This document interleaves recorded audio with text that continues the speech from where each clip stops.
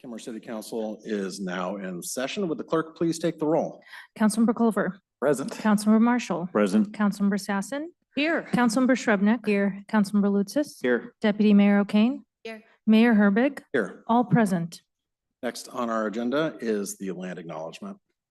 We acknowledge that the city of Kenmore is situated upon the ancestral lands of the Snohomish, Snoqualmie, Soxhawtl, Duwamish, Stillaguamish, Tulalip, Suquamish, Muckleshoot, and other tribes who are part of the Coast Salish peoples. We recognize and express our deepest respect for their enduring stewardship and profound relationship with this land, which they have cherished and protected since time immemorial. We honor the First Peoples, acknowledge their vibrant cultures, and commit ourselves to learning from their wisdom in our journey to promote justice, equity, and mutual understanding. We pledge to stand alongside these communities in acknowledging past injustices and working towards a future that respects and celebrates the diverse heritage of this land. Now, if you'd all please stand and join me in the flag salute. Pledge allegiance to the flag of the United States of America and to the republic for which it stands, one nation, under God, indivisible, with liberty and justice for all.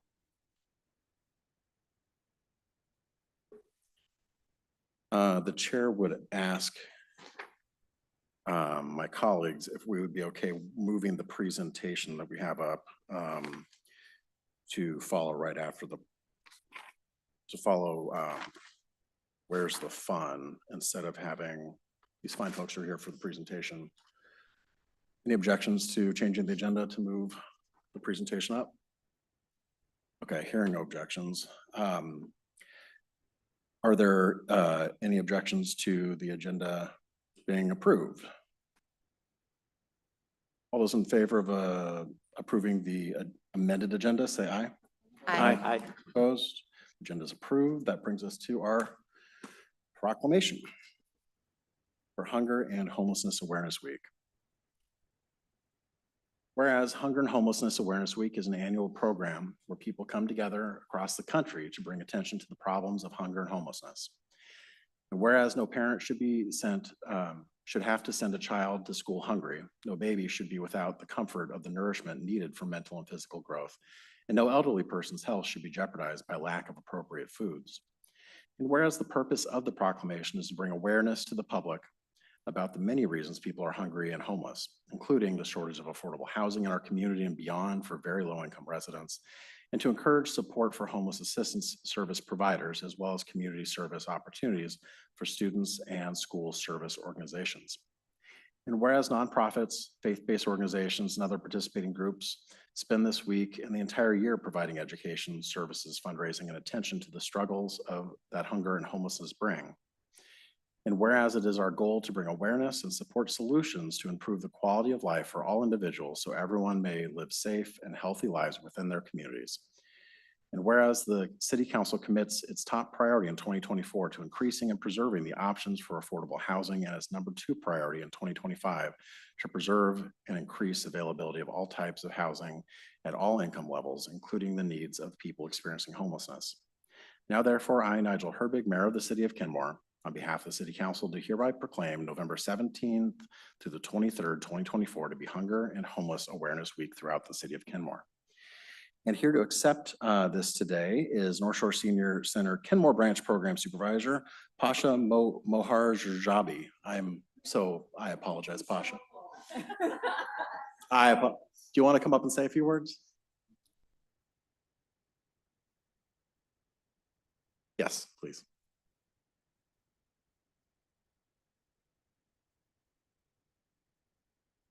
I've gotten it right before. It's Pasha Moharjabi. So thank you. Thank you to the City of Kenmore, who we love so much, to the City Council, to everyone here that I've worked with, so many people. The city has supported our work, not just with our food pantry that we've established about 3 or 4 years ago now, but with a lot of other programs that we're trying to do to serve all members of the community, not just seniors.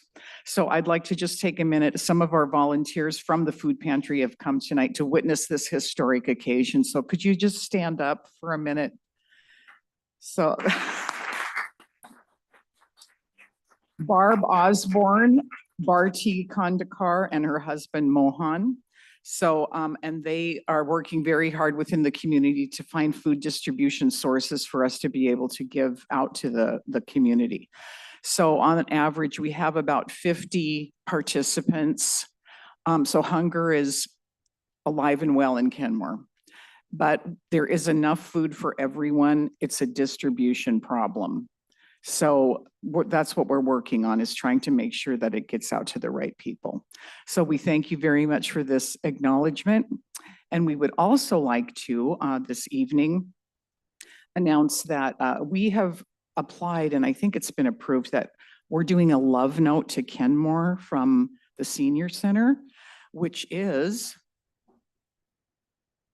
so in my magical basket, we have what's called pocket hugs. And so we're giving them out. These are handmade, every stitch made with love. And you put it in your pocket, and there's a little poem on here that says, "Here's a little pocket hug, and when you're feeling blue, just know that someone from afar is sending love to you." I wrote that myself.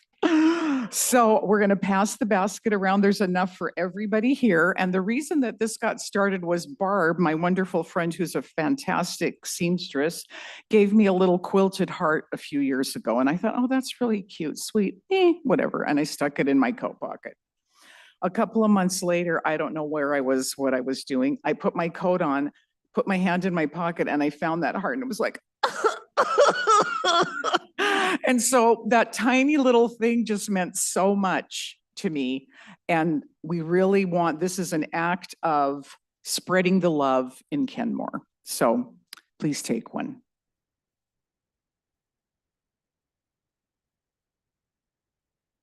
Would you like to join us up for a quick photo? Sure. All right. Oh, yeah, I know.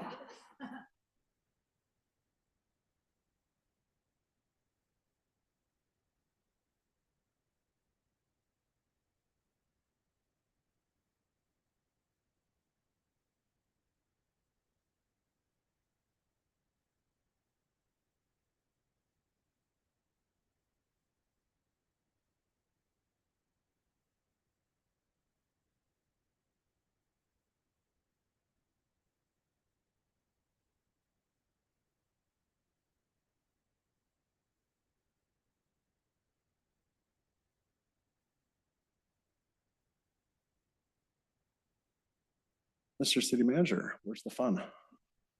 Well, I think Pasha just did a great job in showing us where the fun is. That was awesome. Yeah, and speaking of love notes, we have a couple of Kenmore residents who are also co-creators and creating their own love note. What you see here on your screen is Kyle and Blake Elliott. They're brothers who make yard art for their local neighbors here in Kenmore with ginkgo leaves from their yard. It started as a way to get outside and doing something nice for their neighbors during COVID. And just a little bit more background from Kyle. He says, each year when fall comes around, we create yard art using the vibrant yellow ginkgo leaves that drop from the tree in our parents' front yard. And it's become a fun seasonal event for all our friends and family. The Leaf Day tradition started back in 2013 when I was cleaning up the front yard and decided to write out our last name, Elliott, using the leaves I had raked up into a pile. It took about 30 minutes to complete, and it wasn't anything I had put a lot of thought into at the time. After receiving positive feedback from several of our friends and family in the neighborhood, I decided that it would be something fun to continue to do each year. As the years went by and the designs began to evolve, I enlisted the help of my brother Blake, who I consider to be much more artistically gifted than myself, and when we have teamed up together to make it our fall annual tradition. For the last 6 years, we have worked on Leaf Day together, and with his help, we've been able to complete some pretty cool yard art. Our goal each year is to come up with a design that has some sort of connection to the Northwest or to the fall season. That has included several of the sports teams, Mount Rainier, a Thanksgiving turkey, and the Washington State outline. For this year's design, we came up with something which inspired us with our beautiful Pacific Northwest orca whales. So there you have it. Pretty amazing stuff. Thanks for sharing that. Next on our amended agenda is a presentation recognizing Deputy City Manager Stephanie Lukash, the Trailblazer Award from the League of Women in Government, presented by Jesse Bond.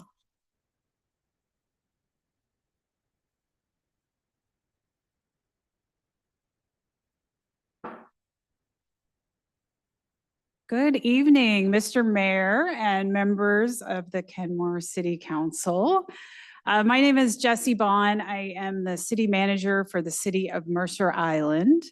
And I am also on the board of the International City County Managers Association, ICMA. And it is in that capacity that I am here tonight. Thank you for making time on your agenda. Earlier this fall, the League of Women in Government presented the Trailblazer Award at the ICMA annual conference in Pittsburgh. Established in 2018, the Trailblazer Award honors outstanding women in local government, highlighting those who inspire change and drive progress toward gender balance in the top city management positions. And I want to emphasize this. This is one of the highest honors an individual can receive as an ICMA member. It's no surprise that that honoree is with us tonight and one of your employees. I'm pleased to represent and re-announce that the 2024 League of Women in Government Trailblazer Award is Stephanie Lukash, your very own Deputy City Manager. Stephanie.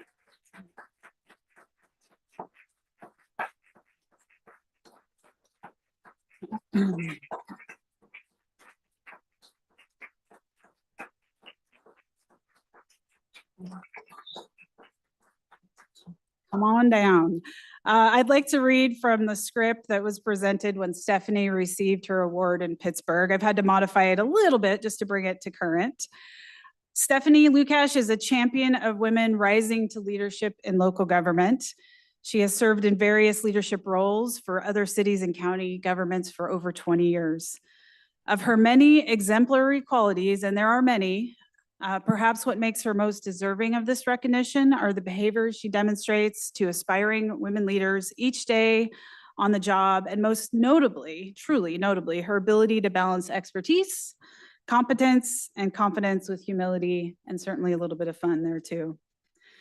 As you're probably aware, outside of her very important role here at the City of Kenmore, she also dedicates countless hours to the Association of Washington Cities and the Washington City County Management Association, where she was serving as the president and now the past president. Perhaps most important, and it's really amazing because you have some graduates here in the room tonight, Stephanie has been an active participant since its inception in the Northwest Women's Leadership Academy. And I was trying to remember the first meeting we had 6 or 7 years, 8 years ago. I don't know, it's a blur. The Northwest Women's Leadership Academy is aimed at helping public sector women leaders overcome obstacles, gain confidence and skills, network, and advance in their careers with an 8-month-long professional development cohort. Stephanie currently serves as the chair of the Recruitment and Selection Committee. But let me tell you something about this. Like, Stephanie was on the ground floor building this up and has stayed with it from the very beginning. I think you'd all agree that Stephanie certainly exemplifies leadership, mentorship, compassion, and a strong drive to support women and build the skills of qualified women leaders. It's not just one thing that makes Stephanie so deserving, but everything. And I've only barely just skimmed the surface. In fact, I wanted to note, as I was sitting here, I was realizing amongst the Kenmore staff, there's actually 4 Women Leadership Academy graduates in this room tonight: Anastasia, Tamby, Lauren, and Stephanie herself. So your deputy city manager has had a direct impact on your organization, as I think you all know. Stephanie, in addition to calling you my colleague, I've called you my friend for a really long time. I'm so proud of you. What an honor that I get to be here tonight and represent this award to you. Very deserving award. in front of your city council. So with that, and by the way, this thing is like dense. She had some trouble getting this home from Pittsburgh. All right. With all of that being said, congratulations to our 2024 League of Women in Government Leadership Trailblazer, Stephanie Lukash.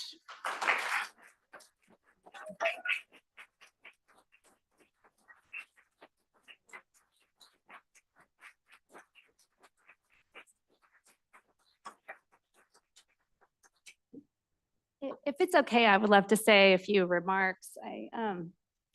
It is such an honor to bring this award home to Kenmore and to Washington State, and to be the 2024 Leadership Trailblazer Award winner and also inducted into the League of Women in Government Hall of Fame.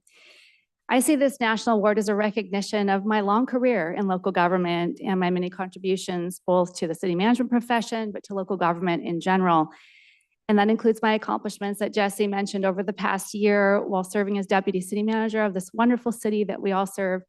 I was elected president of the Washington City County Management Association, and we had a banner year. It included incredible things. We broke our all-time record membership, launched a new mentorship program. There's a brand new Building Resilient Local Government Certificate program that I've been helping the Evans School develop, and we're recruiting the cohort right now.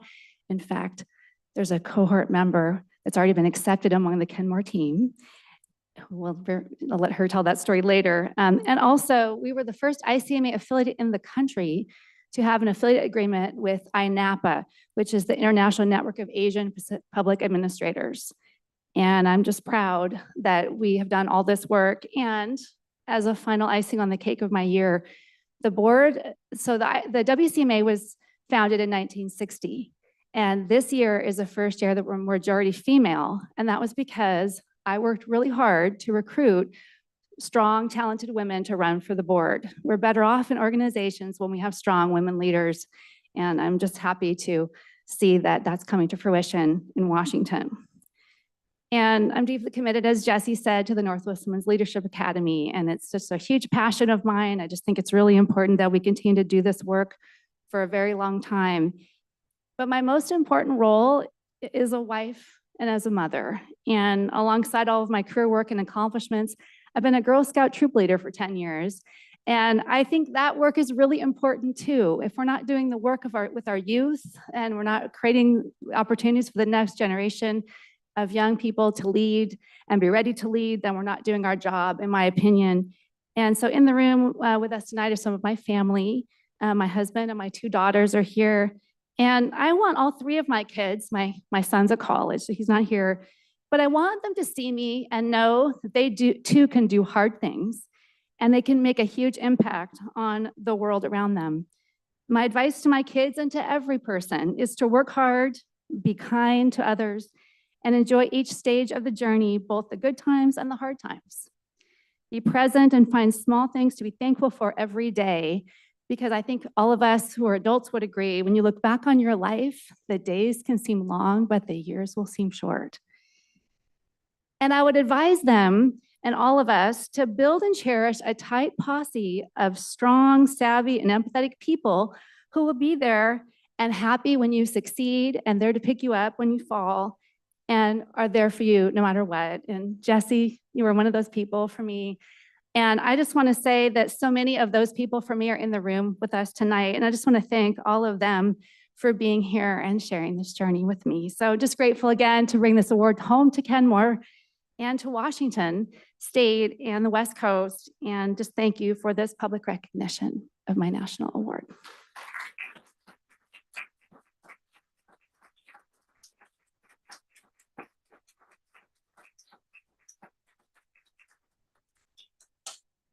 Well deserved, Stephanie. Congratulations. We are so lucky to have you here. Thank you. Yes, of course. I'm sorry, what? You want to take a picture? Sure, yes. Let's take a picture with Stephanie.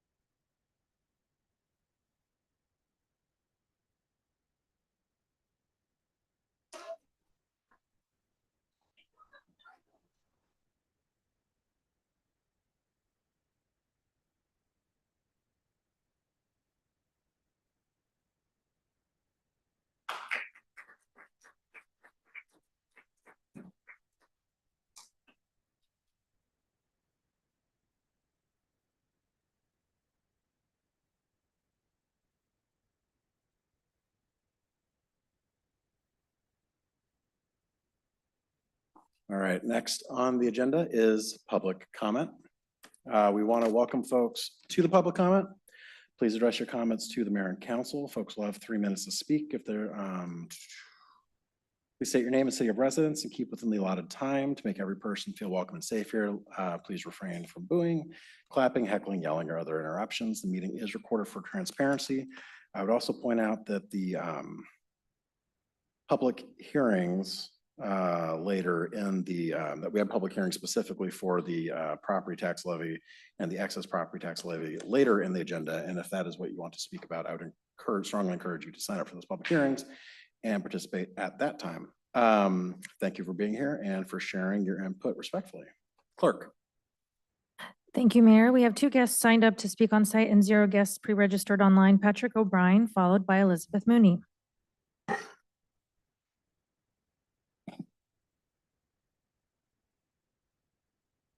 Waiting for the clock. I would like to make sure that the closed caption is on for everybody. Is that true? Public speaking has CC on, closed caption. So in this citizen's comment, I reflected on last year's passage of some what I think is just outrageous spending on Lake Point. It's like buying a car. How many of you would go in and lay cash on the table at any dealership and say, you know, here's all the cash and we'll have the inspection done after we give you the cash? That's essentially what you're doing with Lake Point. You're saying, here's 2.4 million. We're going to hire 2 full-time people to work on Lake Point, and you haven't done the testing or seen the results. That absolutely makes no sense at all. You never release funds on a major purchase until you did the inspection, and you folks are not doing the inspection.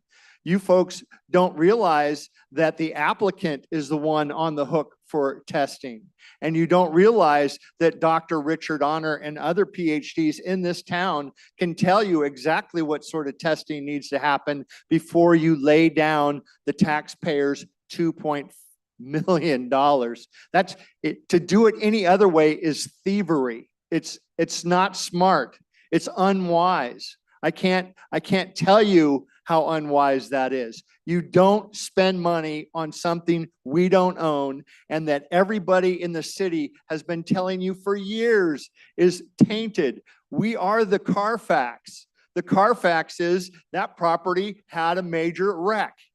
It's pieced together with PCBs, dioxins, and other things, and you folks just are throwing money out of our pockets to try to make that some pipe dream. As a matter of fact, Rob Carlindsey wants to make the hottest material area, the berms, which we know contain all the hottest material, wants to make that the trail, the bunny trail. We can hop around and be so happy we're next to the water when it's contaminated and you folks have not done the testing.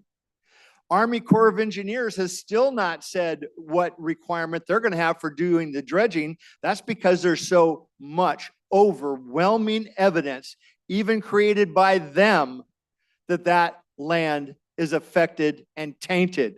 So how can you spend $2.4 million?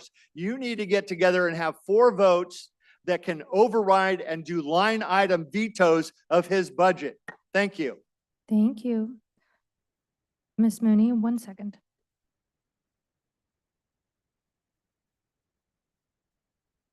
Go on. Hi, Elizabeth Mooney. Greetings. Good evening. I am here in my Kirk shirt. Let's see. PRK stands for People for Environmentally Responsible Kenmore 501c3. And thanks to the city of Kenmore having a community room right behind there, we get to have monthly meetings, and there's one coming up, and I'm giving people more notice than in the past. So this is hopefully going to bring more of you in, and community members share the news. Wednesday, this coming Wednesday, November 20th, we're going to have another one in January, but We're going to start at 4:30. On the perkinkenmore.org site, it says 5, but thanks to our staff, 2 of them are able to come that I have reached out to. Riley in the permit department offered to come because we had a great big meeting about Jay's Cafe and the trees and everything else last Wednesday or Thursday. It's been a blur with Jay's, but anyway, he came, a bunch of people came, but he offered to come to the PERC meeting and give us an update. We sent in our SEPA comments. It's all good. It's all good. Lots of community working together, and thank you, council and staff for, what? But it's not over, right? No, you're going. So anyway, thank you, staff. And I also want to say congratulations to Stephanie. She was one of the first staff members that gave me a lot of explanations that had to do with developers. And okay, so what are we going to talk about? Also, Nina Rasmussen offered to come to talk about the climate action plan. So this is for people to get to know what's going on. Some of our people today went out to see the kokanee that are out in Sammamish. We'll probably talk about the sturgeon that came up on shore and the toxins analysis that came from King County. We have a little PowerPoint about that. But come at 4:30 and you can hear Riley, because I promised staff, Rob Carlinzi, that they could leave at 5 o'clock. And Riley offered to come as long as we start early. So we're going to probably talk about Chetchathel, which is the stream on 61st, and working in there. An update on Streamfest 2025, t-shirts, working up at the St. Edward Park. I heard today from Dembowski's office that there'll be waterworks grants displays coming up in the new year. And just bring your questions and let's have some environmental fun. Thanks, and see you at Council Coffee. Thank you, thank you, thank you for being there. Thank you, Mayor. That concludes our speakers list. I want to thank Mr. O'Brien and Ms. Mooney for your comments. We always appreciate them. Next on the agenda is our consent agenda. Chair would entertain a motion to approve our consent agenda. So moved. Second. We have a motion. Second, is there any discussion? All those in favor, say aye. Aye. Aye. Any opposed? And I'm abstaining because there's a piece in there about KCRHA and the funding. So the motion passes, 6 in favor, 0 opposed, one abstention. Brings us to our first of 2 public hearings. The first one is proposed ordinance 240615, 2025 regular property tax levy presented by Finance and Administration Director Melinda Merrill.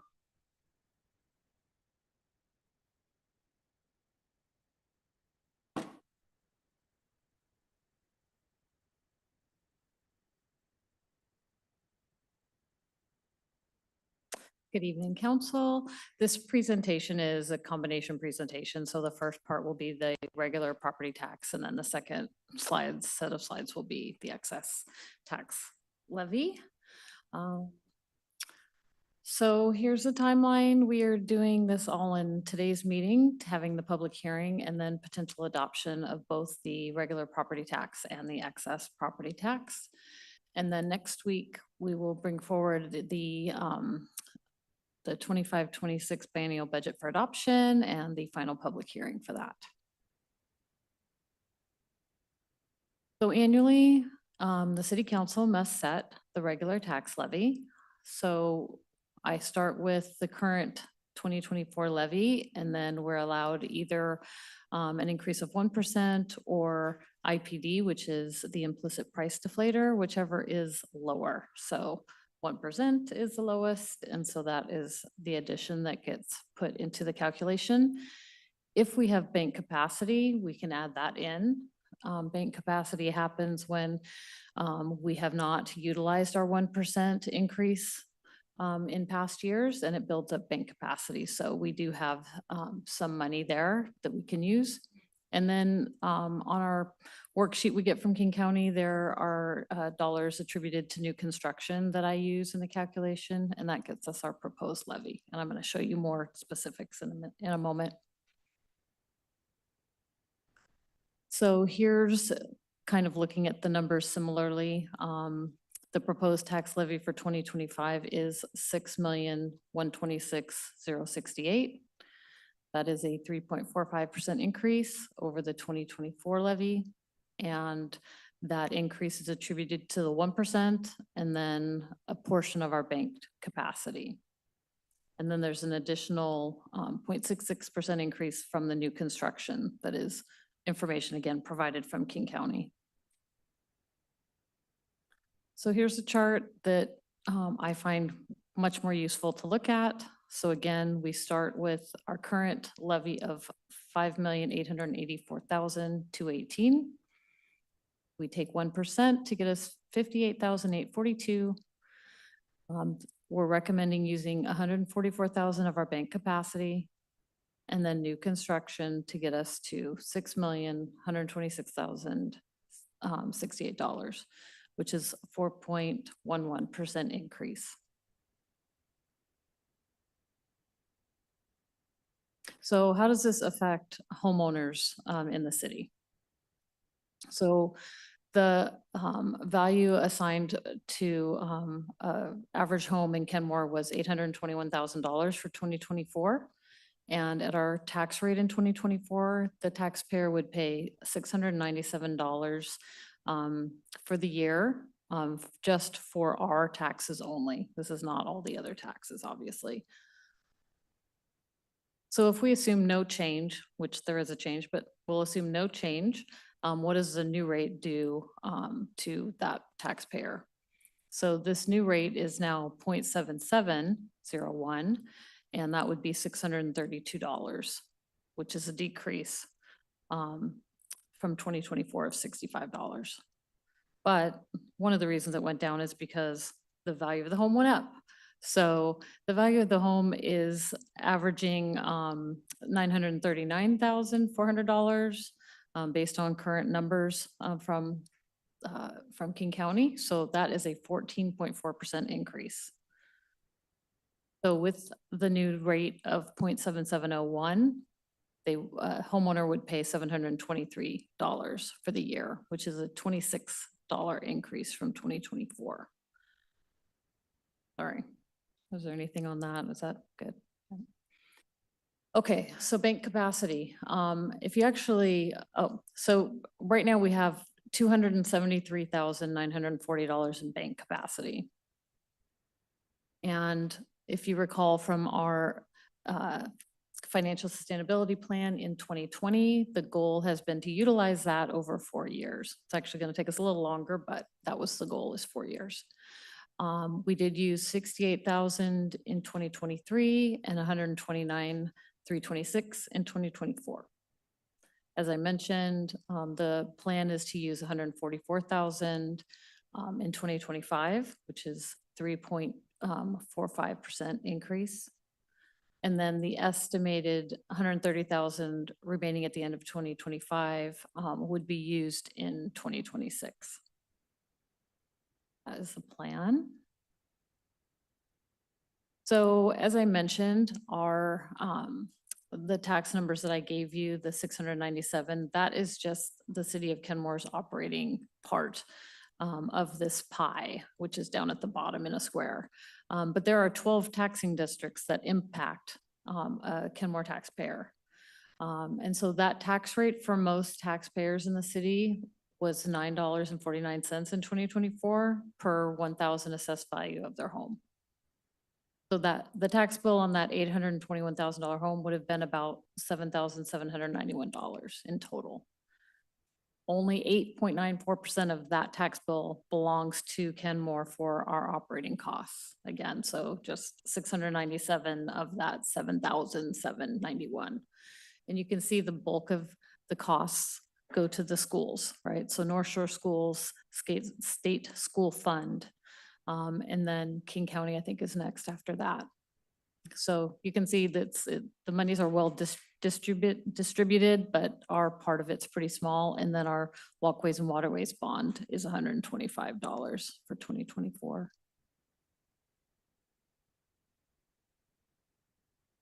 So that was all for the regular property tax. Are there any questions before I move on to the excess property tax? Questions?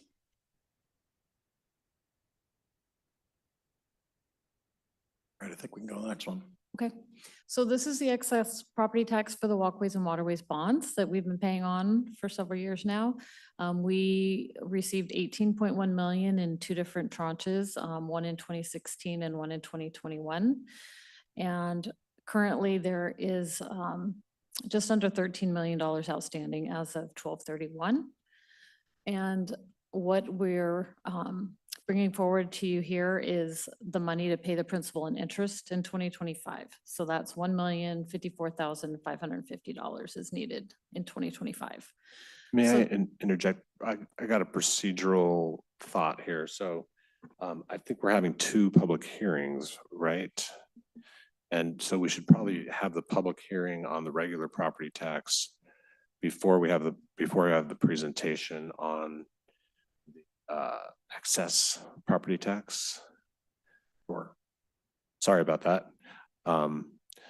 So that's my recommendation, and then Melinda can pick up her presentation where she left off after we have the public hearing on the regular property tax. That makes sense to me, Mr. City Manager. So for the public hearing, folks are going to will be granted 3 minutes to speak. The same public comment rules apply, including stating your name and city of residence and addressing your comments directly to the council. If your comments have been fully expressed by preceding speakers, we encourage you to summarize your statements by saying your name, city of residence, and saying that you agree with the previous speaker. We're going to hear testimony from on-site guests first, followed by any pre-registered virtual guests. We want to thank folks for taking the time to come in for the public hearing. And I declare the public hearing open. Clerk? Thank you, Mayor. We have one guest signed up to speak, Patrick O'Brien. All right, I really enjoyed that presentation. It's nice to see that we're only increasing our local taxes by 14%, or I could have got that wrong. We'll see. The thing that really stymied me was the part that education took in the property tax bill. And it seemed to me that at one time, the state of Washington said, hey, if you just allow gambling, that'll all go into education. Of course, it didn't. It went in the general fund. So it went right to the backs of the property tax people. Then they said, hey, legalize marijuana. All the money from that will go into education. And once again, they lied. It went in the general fund, and it continued to go on the backs of the property owners, which is us. And it's okay to have these incremental increases in property tax, but what are we getting for our value? And I would say that there's a horrific amount of waste in this government here, and you would get a lot more cooperation if you would exercise the line item veto of budgetary items, which I suggested. It just takes 4 of you, and I would recommend that anybody that's going to stand for office again might want to consider that and have a record of at least taking some control of the city's budget when it comes to the Kenmore Maintenance Facility, which is absolutely ludicrous when you look out at all phases of that build out and you look at what happened on not purchasing the old fire station. You look at the expenditures of the boathouse and other things that could be said to favor individuals on the city council. I mean, there's things like that that really cause the taxpayer to scratch their head. And if you were to say, hey, here's the budget with none of this frosting, these projects, and this is what the bottom line is to run the city. And then you say, and here it is, full boat with Lake Point, maintenance facility, rowing clubs, and everything else you want. There's 2 different budgets that could be formed here, and you really need to have scrutiny. You're the public representatives of the budget. It's not the city manager. You have to tell him what you want and what the priorities are. And you're not doing that. You've got no collective intelligence of 4 votes dictating budget. And I really want you to stand up and say, we're in charge of the budget and we're going to make some changes. And we're going to strike some things out that have been requested because that's the only thing reasonable to do. I don't care about this so much as you guys not taking action on the budget. Thank you. Thank you, Mayor Herbig. That concludes our speakers list. Is there anybody else present wishing to be heard? Anybody else physically present wishing to be heard? Last call.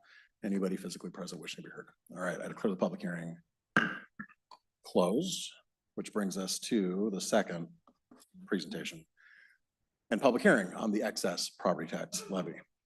Ms. Merrill.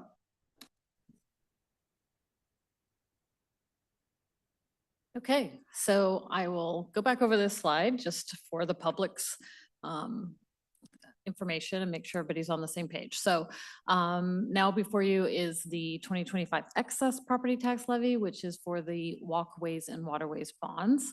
And we issued 18.1 million of bonds in 2 tranches, one in 2016 and one in 2021. We have just under 13 million outstanding as of the end of 2024. And this before you is asking for the resources needed to pay the principal and interest on those bonds for 2025, which is $1,054,550. So the tax rate is projected at 15 cents per 1,000 assessed value. So that calculation becomes 13 cents. The effect on a property owner's home value of $939,000 that I mentioned earlier is $122.07 annually. So that's all I have for the walkways and waterways. If I could add, so as Melinda mentioned, this is part of the walkways and waterways. The voters approved this levy back in fall of 2016. And so this has all been set in motion. The bonds have been approved, and this is the tax rate needed to make those debt payments. So the next actions will be finish the public hearing and then adopt both the regular and excess property taxes. And again, the final public hearing for the 25-26 biennial budget will be on the 25th, with adoption happening that night as well. Any questions on the excess property tax levy? Yeah, Councilmember Sassen. Just to jog my memory, can you remind us and the public what the term is on that walkways and waterways bond? 30 years. Thank you. Any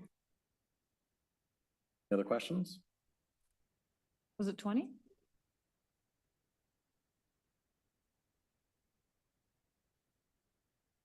I defer to Rob. My recollection is 20 years, but I hesitate to correct my finance director in public It's because okay. she It's fine. often is right. But that's what I remember. We can find out for sure. Deputy Mayor? I'm just asking for, and is this, we're not paying any taxes on this at this time? Or what are we currently, this is in addition to what our residents are paying, or is this a difference from what we've been paying? No, this is this other box. So there's 2 boxes of what the residents have been paying. So they were paying the operating one and then the walkways and waterways bond. So in 2024, it was $1, it was $125 annually, and now it's going to be $122. So as the principal goes down and the interest goes down, they pay less every year. I wanted just to make sure that that was clear so No, that that's- everyone can see that. Thank It's you. a really good question. I just did some quick combing through our website. They are 20-year bonds. Councilmember Lutzis? I was just going to clarify on that, whether it's 20 or 30, it doesn't impact the numbers or values for this next year. So just, No. just for the public, whether it's 20 or 30, this is Yeah, still what the we numbers owe. are the numbers, yeah, for what Thank you. people have to pay. Absolutely. Any further questions? All right, we will move to the public hearing then. Folks will be granted 3 minutes to speak. Same public comment rules apply. State your name, city of residence, address your comments to the city council. We'll hear from any on-site guests first, followed by any pre-registered virtual guests. I want to thank folks for taking the time. Clerk, Thank you, Mayor. We have one guest on site wishing to speak, Patrick O'Brien. Mr. O'Brien. All right, thank you. Pat O'Brien, Kenmore. In the consent agenda, it has as item B, adopt ordinance 24-0622, creating the Lake Point Fund. And once again, this gets back to why is anything having to do with the budget, having to do with the possible expenditure of millions of dollars, how can that get onto a consent agenda where it doesn't become part of the public mental discussion? And a good way to evaluate how you folks are doing. A budget item that's going to take millions of our tax dollars should never be on a consent agenda. It's too much money to not talk about it. It's like, oh, they'll never notice. We didn't mention it. And it wasn't even a line item on the agenda. Sounds fishy to me, because it is fishy.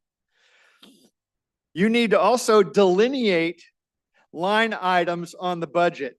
How can you have a body of 4 people to veto things on the budget unless they're written out as line items so you can peruse them and see if they make sense? You can't. It's just a blob of money the way you're passing it. And there's no way to get consensus unless you all get together and say, you know, we could really do something if we had line item veto powers. Oh, we do. And if we use them rather than, how are you going to vote on that? And it's thumbs up, thumbs down, you come out, hits the consent agenda. We don't hear about it. We don't see the line items. That is not responsible government, in my view. Might be in yours, but it's not in mine. You have the ultimate purse strings. It's not Rob Carlinzi, it's you, the elected officials. And you choosing not to say what the items are, not to cross that out or question publicly. You can question all you want behind that table, but you're not telling us, you're not telling us what you're spending the money on. We're clueless. And we also have grave reservation on how you arrive at these expenditures and if there is undue influence within the city council, which many of us suspect. And we suspect that there's behind the scene deals with Sound Transit on various things. And that will have a hard time seeing the light of day unless you folks start holding the staff accountable. Thank you. Thank you, Mayor. That concludes our speakers list. Is there anybody else present wishing to be heard? Yeah, Ms. Sperry. And then just make sure you sign in afterwards. Good evening, council, members of the council. Well, yes, I believe in paying back what we owe. And so I am in support of the proposed debt repayment on the walkways and waterways. And the reason I did pop up to speak was just, I just think it's important to highlight the positive success of this project. And, it was voter approved. These are benefits, whether we're walking on the sidewalk or enjoying the Tiwadis Park or the Log Boom Park, and I know there's many others. And so I just think it's such a, excuse me, an example of the way the work of the city council makes a positive difference for pretty much everybody in the city and also improves the quality of life and attracts, becomes the desirable place that it is to live. Thank you. Thank you. Is there anybody else wishing to be heard? Anybody else wishing to be heard? Anybody else wishing to be heard? Not seeing any, we are closing the public hearing, declaring it closed, which brings us to our business agenda. First item on the business agenda, Lake City Partners Senior Women's Shelter Funding presented by Housing and Human Services Manager Tammy Cork and Lake City Partners Ending Homelessness Executive Director William Towie. Good evening, Mr. Mayor, City Council members.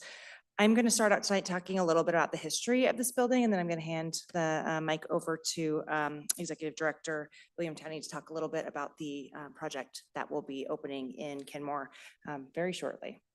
So as you all know, there is a old King County building, a former Sheriff's Office precinct building that has been not utilized for government purposes for some time. And King County's practice when a building is no longer needed for its intended governmental purpose is to use it for public good. Beginning in 2017, that building was used as a family shelter by Mary's Place. It was their North Shore shelter, helping many families experiencing homelessness and moving into housing stability. This year in May, we were notified, along with King County, by Mary's Place, that they would be closing that shelter and moving into a different kind of service model, which would leave the building vacant. And it would also leave North King County virtually with no emergency shelter services. At that point, Councilmember Rod Dembowski, since this is a county-owned building, began working with, speaking with the city and talking with local agencies about how do we continue to use this building for public good. And Lake City Partners and their executive director, William here, were a part of that conversation and came to the table with a proposal that really highlighted their success in the region and in the work. As you all know, Lake City Partners has a very successful shelter in Shoreline and also is our homelessness outreach provider. And so they came to the table with a proposal that was really exciting and innovative. And like I said, I'll let William speak to it, but both the county and other parties really saw it as an opportunity. And King County, through Councilmember Dembowski, was able to secure a large portion of the funding, $675,000 through their supplemental budget this spring to fund the ongoing operations. And we're here today to talk about an opportunity for the city of Kenmore to contribute to some of their one-time startup costs. Before I get to that though, I would like to give you the opportunity to talk about what the shelter is and how it will do serve women in Kenmore. Thank you for allowing me the opportunity to be here, Mr. Mayor, council members, city manager, staff. It's wonderful to be in this building again. I'm deeply appreciative of the support of the city of Kenmore in all of our endeavors to help the unsheltered community in our population. Upon arrival today, I was able to secure a heart that was produced by people at the North Shore Senior Center, it appears. Unexpected little treasure, but speaks to something that I think is relevant, because when Councilmember Dembowski asked us about this facility, we were in agreement with him that we should try and avoid a declination in the amount of services that are available to provide help to those who are unsheltered in our community. And Mary's Place were exiting the building because it did not fit their format as a congregate shelter. We decided we'd look at it, and we did, and we brought it back to our team, and we came up with what we believe is going to be a very effective use for the building to provide a senior women's shelter. And by senior women's, we mean women who are sort of 60 and older and ultra low income. The fastest growing subset of unsheltered people we are seeing in our work are seniors. And while there are pathways to housing that are frequently attained, most of those go to permanent supportive housing. There are very few resources and pathways for ultra low income seniors. We anticipate having 30 women staying at this shelter who will likely have income in the range of $800 to $1,400 a month, insufficient to secure housing of any type on their own. We believe that shared housing solutions are the pathway for these ladies, and we will be hopefully finding ways for them to become grouped and exit the shelter into shared living solutions. We think it's going to be an exciting pathway. We know that there are between 35 and 40,000 seniors in King County who make less than $14,000 a year. So we know we're going to need solutions that are scalable, access private market housing opportunities, and are demonstrably replicable. I'd welcome any questions you might have, and also just say, yeah, we're going to be open in a couple of weeks. So you're going to have some new neighbors and probably some people making more hearts. We have questions. Comments? Counselor Sassen, was that? I love this plan. It was so exciting to watch you make what is invisible to so many people, certainly Kenmore residents, to make it visible and tangible and bring it home to us. I am so grateful. I do want to give you the opportunity to share that you've asked for some help at the shelter. Is that true before you open? Thank you, Councilmember Sasson, for redirecting me to the point of why I'm here. Thank you. We did seek some funding because we know that this type of endeavor is an all hands on deck. And we're going to end up spending more money than we will receive to deliver these services. And oftentimes the startup costs are some of the most difficult ones. And so we did put in a request with the Human Services folks to see if there was any additional funding to help us with one-time startup costs related to the setting up of the facility. Mary's Place are wonderful people, but they did take all their stuff with them. So we're going to need to buy all new stuff, so. And to that point, there is a budget line within the Human Services budget of $50,000 that is currently unspent. And so it is the proposal that we brought forward in this agenda packet that we allocate those dollars to these one-time startup costs, recognizing that this proposal and the shelter that Lake City Partners will be running is targeting a population that's especially vulnerable, and that this is an innovative and exciting approach to keeping those folks housed. Any other questions or comments? Yeah, I just want to say I was really excited to see you all step up. When I got the phone call from Mary's Place originally saying that they were going to be leaving Kenmore, like, it was a little sad because I have to say it was one of the things I'm most proud of on council was helping kind of make that connection and bring them into Kenmore, and they were wonderful neighbors, and losing that capacity, kind of hit me. I really appreciate Councilor Dabowski stepping up and bringing folks together to find a solution and getting a substantial chunk of funding in the supplemental budget to make this a reality. And I appreciate Lake City Partners stepping up into kind of being pulled into a conversation and putting together a proposal that I think will serve our community really well. So thank you for that. Any further comments, questions? All right, well, then the chair would entertain a motion to authorize the city manager to use up to $50,000 in Human Services Strategic Opportunities funds for costs related to the opening of the Lake City Partners Senior Women's Shelter. So moved. Second. We have a motion and a second. Is there any discussion? Councilor Marshall? I think this is overwhelmingly worthwhile. Any further comments? Deputy Mayor. Just absolutely grateful that you're able to come to our community and provide this service for women in need. Thank you. Any further comments? All right, seeing none, would the clerk please take the roll? On the motion to authorize the city manager to use up to $50,000 in Human Services Strategic Opportunities funds for costs related to the opening of the Lake City Partners Senior Women's Shelter, Councilmember Lutsis. Yes. Councilmember Shrubnik. Yes. Councilmember Marshall. Yes. Councilmember Sassen. Yes. Councilmember Culver. Yes. Deputy Mayor O'Kane. Yes. Mayor Herbig. Yes. Motion passes unanimously. Thank you very much. Appreciate it. All right, that brings us to proposed ordinance 240615, 2025 regular property tax levy, presented by Finance Administration Director Melinda Merrill.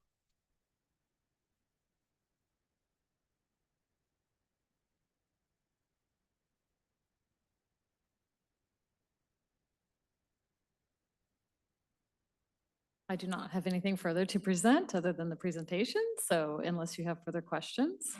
Any further questions, Councilmember Marshall, and then Councilmember Lutsis? And just reiterate it for everybody, was a $26 increase from 2024. Is that right? Yes. Yeah, that's $26 I wrote that one increase down too. from For 2024. the estimated household Yes. value. Okay, Yes. thank you. Councilor Lutsis? one of our residents pointed out or mentioned that the tax was increasing by 14.4%, but I believe the tax rate's going down. It's just that assessed property values are going up by 14.4, which means that incrementally or marginally that. Exactly. It was the Okay. property value that's going up by the 14.4% Yes. and not, and yes, the tax rate per assessed value is actually going down. Just wanted to point that out. Thank you. Thank you. Yeah, if I could drive that home. Sure. So, correct. Yes, assessed value went up 14%, but what that means is if property tax can only go up in this case by 3.45%, then the rate has to go down. So I just want to make it clear that the proposed increase with bank capacity is 3.45%, not 14.4%. Councilor Shrubnik, was that a hand? Yeah, first I just want to thank you once again for the really nice presentations over the last several meetings where we literally did go project by project, just about line by line, certainly line by line when it had to do with staffing changes or any changes to each and every fund within our budget. And we did have the opportunity to make changes and ask questions and do any sort of line item work that we wanted. So I just wanted to underscore that point. But then the other piece, I just wanted to reflect on way back in 2016 before I was on council and actually did a lot of doorbelling having to do with waterways and walkways. And I remember quite vividly that the percentage of our property tax bill that was the city's percentage then was 11%. It's actually lower than that now. Right. I don't know what that says, except that we've been maybe more slightly less aggressive Right. with burdening our residents than the other taxing districts. I don't know that that's a good thing or a bad thing, but it is a thing. And so yeah, now, without waterways and walkways, we're at, what is it, 8.9, and I think with it, it's a little over 10. But anyway, it is a lower percentage of our overall tax bill than it used to be.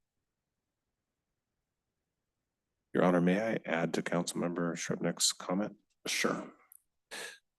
Yeah, as far as line items, you were given line item detail in the 200+ page budget. How many pages?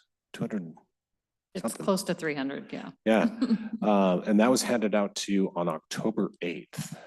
So again, you have had access to quite a bit of detail as provided in the almost 300-page budget. Which is online for everybody to see. Any further comments on the regular property tax levy? I'm not seeing any. I do wish that, because I know for a lot of folks following local government, property taxes can be really complicated to understand the first time. And I think it took me my first year on going through this the first time on council to actually figure out the rate and how all of that works and the overall levy and how all that works. I really wish that AWC or somebody could come up with property tax 101 to just, there has to be a way to just make a graphic that can explain it to folks, because people have this idea that if their house goes up 10%, their taxes go up 10%. It's not how any of this works, but it's complicated. And I wish it was simpler to explain to people. Seeing no more comments, the chair would entertain a motion to approve proposed ordinance number 240615. Moved. Second. We have a motion and a second. Is there any discussion? Councilor Sasson? Oh, yeah, Councilor Lutz a second. Okay. Any discussion? Seeing none, would the clerk please take the roll? On the motion to adopt ordinance number 24-0615 relating to the 2025 regular property tax levy, Councilmember Marshall, Yes. Councilmember Culver, Yes. Councilmember Shrubnik, Yes. Councilmember Sasson, Yes. Councilmember Lutz, Yes. Deputy Mayor O'Kane, Yes. Mayor Herbig. Yes, the ordinance is adopted unanimously. Next on the agenda, proposed ordinance 240616, the 2025 excess property tax levy for the purpose of paying debt service. Ms. Merrill, anything further? Do we have any further questions for staff? All right, the chair would entertain a motion to approve proposed ordinance number 240616. So moved. I'll second. Got a motion and a second. Is there any discussion? Councilor Marshall. I agree with former Councilmember Sperry's comments on this matter. They're very well said. Any further comments? All right, seeing none, would the clerk please take the roll? On the motion to adopt ordinance number 24-0616, setting the 2025 excess property tax levy for the purpose of paying debt service on the walkways and waterways bonds. Councilmember Shrubnik. Yes. Councilmember Culver. Yes. Councilmember Lutsis. Yes. Councilmember Sassen. Yes. Councilmember Marshall. Yes. Deputy Mayor O'Kane. Yes. Yes. Mayor Herbig. Yes, the ordinance is approved unanimously. Thank you very much. Thank you. Brings us to staff reports. Mr. City Manager? Yeah, just a couple things. I again want to congratulate Stephanie Lukash on the Trailblazer Award, that national award. As you could see from Jesse Bond, City Manager of Mercer Island, it's a big deal. It's not a small thing. It's a national award, and not only did Stephanie get recognition, but as a side benefit, Kenmore got recognized. So, and you know, Stephanie, her mission is but just simply this: it's about lifting others. And when you're as passionate and caring as she is, and so committed to lifting others, you get noticed, you get recognized. And it's not something she seeks, but it happens. So not only does she do it for the profession, but she does it for our organization. And just an example of that was today. So you have a policy that allows us to recognize our employees for their years of service. And every year we do an annual employee luncheon for them to recognize them. And Stephanie took charge of it, and leadership team helped out under her direction. And it was a very fun event. It was right here in this room. We had to move that wall, and we recognized employees for their years of service. We do it in increments of 2 years, 5 years, 10, 15, and so on. And just a really fun event, lots of fun activities, and really great. So last week, Tracy Bonashinsky led a group of volunteers at the South Site, is what we call it, which is what I call the wild end of Tlahuatis Park, the very eastern end, where volunteers were removing blackberry roots and in preparation for native plantings. So it was raining pretty steady, and like close to 20 volunteers were there, and nobody was complaining, and they were all just working in the mud and the rain and cold. And it's a beautiful thing. And so this coming Saturday, Mid-Sound Salmon is a nonprofit that we're contracting with to do restoration at the improved portion of Tlahuatis Park. That's this Saturday at 11. And they're working in partnership with Snow King Watershed Council to get volunteers there to help with native plant establishment. And Mayor, I know you volunteered at the last one, I believe, and maybe others. Yeah, it was probably about a month ago or so. Yeah, But yeah, it was kind of fun to be able to get on the peninsula that isn't really accessible to Yeah. folks. And Yeah, to get out there. although it is, I will say, it is very muddy. Yes. It is incredible. You dig 3 inches deep for a hole, and you just hit water. You It hit was water, yeah. intense. But luckily, washing machine technology's gotten great, so everything's fine. But Yeah, so they're looking for volunteers for that. I'm sure that we'll have a great turnout, but it's a great way to interact with the community and have fun and get a little muddy while you're at it. And that is all I have. all right, council member reports and comments. Councilmember Culver. Thank you. Just a double huge congratulations and well-deserved to Deputy City Manager Stephanie Lukash. We are very lucky to have you. Nothing further. Thank you. Councilmember Marshall. Same congratulations, Ms. Lukash. Thank you. Councilmember Sassen. Double huge. Me too. I do just have to own that when I was asking William Towie about what support he was asking for, I wasn't thinking it was the money. I was thinking on all of our local social media postings, he's put out a call for people to come and help paint and that kind of community buy-in and support. So if there are any community members listening, there are volunteer opportunities at the new women's shelter. So you'll look to the local Facebook pages for that. That was the thing I was referring to. And I think that's all I have. Thanks. Councilor Shevnik. And another congratulations, well deserved. I do have a council comment. You know, as you know, our number one goal continues to be affordable housing. I think it's no surprise that we have heard, several of us have heard that the legislature is looking at preemption types of legislation again to partially address that. And so I have three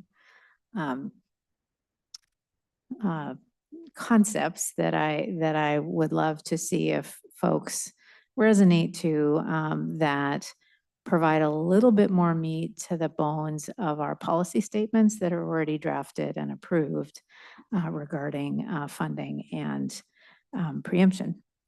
So the three policy statements are: hold local government accountable for results, not process.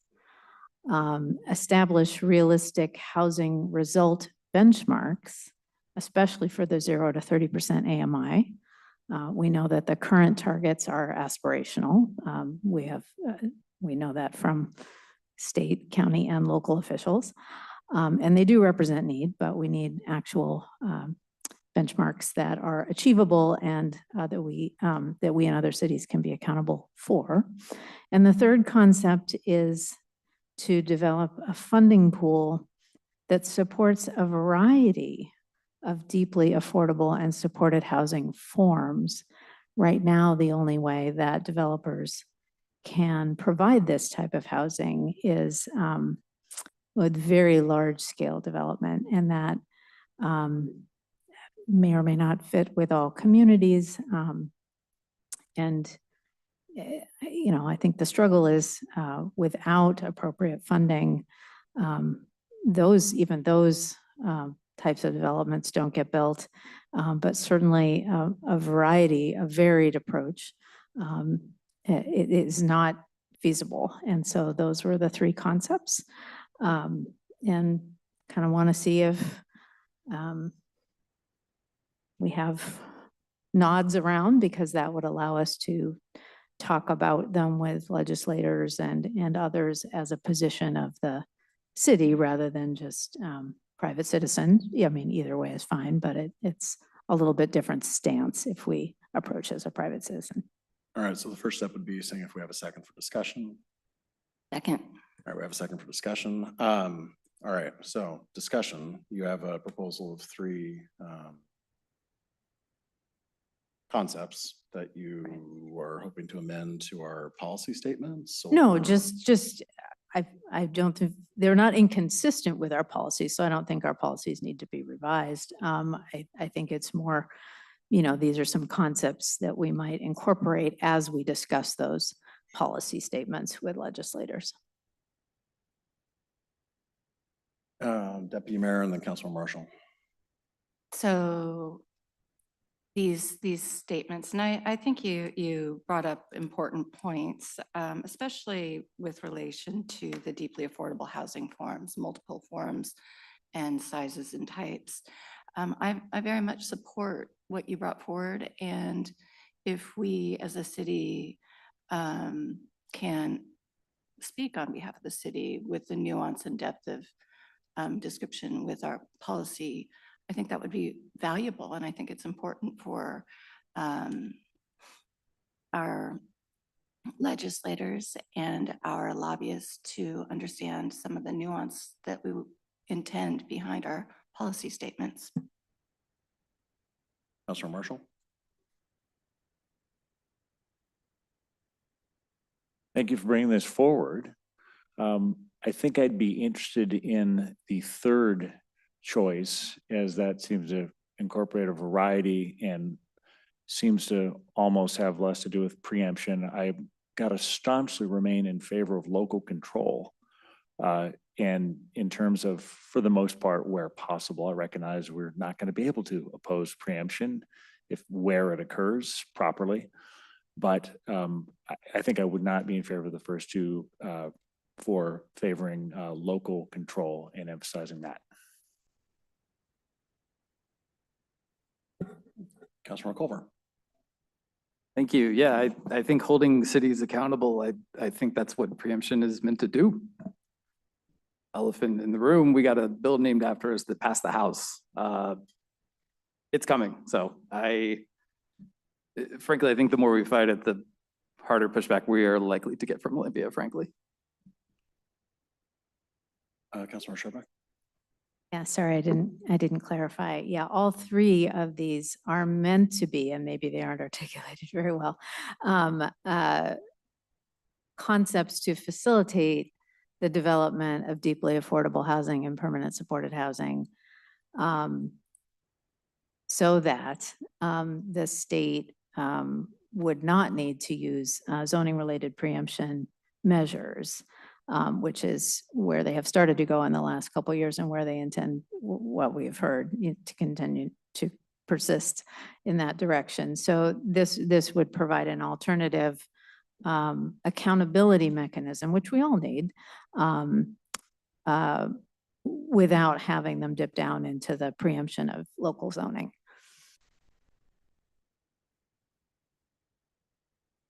Deputy Mayor, is that a hand or no? Okay. My only concern is just a process related concern in that we've already had our discussion around our legislative agenda and we don't have our lobbyists with us right now. And I'm not totally comfortable, again, just immediately circling back on something that we've done. So that's just my only concern. And also I would really like to have this conversation along with our lobbyist if we were to, because she is our face down there on a daily basis. Deputy Mayor? I guess my question would be if our city were to say, go to Olympia and speak, would these points be things that our city would agree with, or council? Or if we were to, are these messages that we as a council are comfortable conveying on behalf of the city? I would say, from looking at the governor's proposed capital budget, they actually are developing a gigantic fund. They're proposing $1.2 billion, I think, for the governor's proposed budget. Well, actually, sorry, it's not out yet. Commerce's decision package to the governor's office for the governor's capital budget, I believe has either $1 billion or I think it's $1.2 billion for the Housing Trust Fund is their request for next year. That's, wildly unrealistic given everything that Olympia is facing. But they are making the big ask. And I actually talked with Commerce about that at one point, and they said it was because, well, we have these big figures that we're telling people to build, so we need to have the money to partner to make that happen. They recognize that, so they're at least trying to push the conversation politically with that number. But of course, nobody actually ever wants to talk the actual numbers that all of this stuff would cost. Councilmember Woods? Just a question of clarification for Councilmember Srebnick. Are you asking for us to adopt these now or bring these back for discussion later? Again, I don't feel like they're inconsistent with our existing policy statements, but it's more what Deputy Mayor said, that, if we were to have conversations either before or during session, it's the difference between representing them as a private citizen versus do we have council concurrence that these are some of the ways that our policy statements could come to life. So. Of course, no, I agree. I just wasn't sure if there's like a motion or something. And yeah. Oh, I think we need some level of concurrence that these are consistent with our policy statements. I don't know if that's a motion or not. Thank you. Well, and also folks haven't had a chance to read all of them. Sorry, city. Right. I'm just wondering if it would be helpful if I read a couple things from your adopted policies. You have an earlier version. Hmm? You have an Oh, sorry, earlier from version. Our adopted policies. Oh, from the adopted policies. For the Okay, yeah. state legislative agenda, the ones that you adopted in October. So going to zoning and land use, it says the city supports the state establishing housing goals and allowing local jurisdictions discretion in accomplishing those goals through zoning and land use decisions. And then if you go up to the affordable housing section, there's how many bullets? There's 1, 2, 3, 4 bullets. One is about affordable housing near fixed route transit. The other one is about housing policies and funding and how the city feels the urgency in addressing housing crisis and so that it can increase supply of housing, welcome state partnerships via grants like the Housing Trust Fund, other funding tools, policies and incentives that increase housing construction, et cetera. Then there's one about mobile home communities and protecting them. And then the last one is about real estate excise tax and having a third quarter % REIT to help fund affordable housing. And I emailed that to Michelle in case you want to see it up on the screen. Councilor Marshall? Just a very brief thought. I probably more comfortable with bringing it back if it is to come back at some point for further consideration, and then also not to get into it too much substantially, but I think it's important to say right now that I also have a preference for clean and sober housing as opposed to what I think is the current recommendations on supportive housing in terms of mortality, drug use, et cetera. I mean, but that'll be an issue if it comes up, if we're talking about standards, I guess. Okay, so I think the question in front of us is not adoption of anything. I think the question is, do we want to have a discussion where we actually, like, maybe are able to bring in our lobbyists? Quick, I don't know, like, I'm uncomfortable without our lobbyists being somehow involved, or at least having eyes on things. Deputy Mayor? My sense, or I may misunderstand this, it's more of an informal conversation that Councilmember Shrevenick has brought forward to say, these are some nuances and things that we might want to express to our lobbyists if it's, or to others, to our legislators, not as a personal thing, but as a council. Something where I thought was really important that she shared was a place where I think we as a smaller city need support is in multiple housing options and funding mechanisms to bring them to our city. Something small, with multiple smaller housing units to meet deeply affordable housing needs, maybe a way to help our city achieve its housing goals.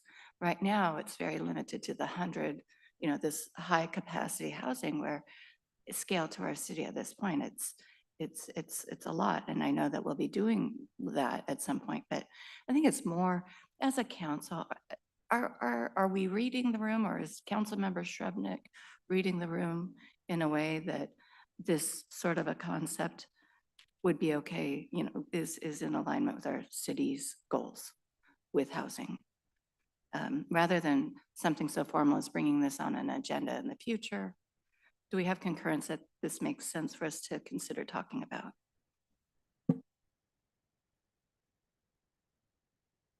Still think it would probably be in our best interest for everybody to see the concepts in writing before actually making a decision. So we just add this to, how about we get it emailed out, what you want to have emailed out, Councilmember Shrevenick, and then we'll just add this to council comment next week. Does that work? Quick discussion around it there when we all had a chance to review it. Fantastic. Okay. You will send that to the clerks and we will have that discussion. And in the council reports for next week, if you could just add a little thing just to remind us to talk about that, that'd be great. Thank you. Anything further, Councilmember Shrevenick? All right, Councilmember Lutsis. I just want to thank staff and congratulate Deputy City Manager Stephanie Lukash on her award. Congratulations. Deputy Mayor. Yeah, I also want to congratulate Deputy City Manager Lukash on her Trailblazer Award. What an honor it is for our city to have such a leader, a national leader in our leadership team here who models those values by bringing up staff here and people throughout the country, it sounds like, but throughout our region. And women's leadership is incredibly important, but this leadership is actually true leadership from the heart. And you've modeled it with so many things since your tenure began here at the city of Kenmore. So on that note, I just want to say I'm truly grateful that you are a part of our team and look forward to the benefits, continued benefits of your leadership here. So thank you. I do have one more thing that I want to share. I am so thankful for our staff and our community and the gift of living in this beautiful city of Kenmore. We are so fortunate to live in a beautiful, healthy, peaceful city. I do wonder, though, is it possible to live in peace when we, as a nation, live comfortably on the back of war and the military-industrial complex? Our nation continues to defy international law by materially funding the genocide in Gaza. I'm using my voice to say I stand with the oppressed in Gaza and the Palestinians and underrepresented members in our community. I pray for peace in the Middle East and in our world. And the fastest path to this peace is for our nation to stop funding the genocide. And I really pray to no longer have to make these statements each week going forward. I'm really thankful to live here in this world, in this city, and that's it. Please move in peace. Thank you. And I have, well, we did have there was a coffee with council on Saturday. We only had 2 citizens stop by, and it was good, but nothing super important to report from that. So yeah, with nothing more to come before us, we are adjourned.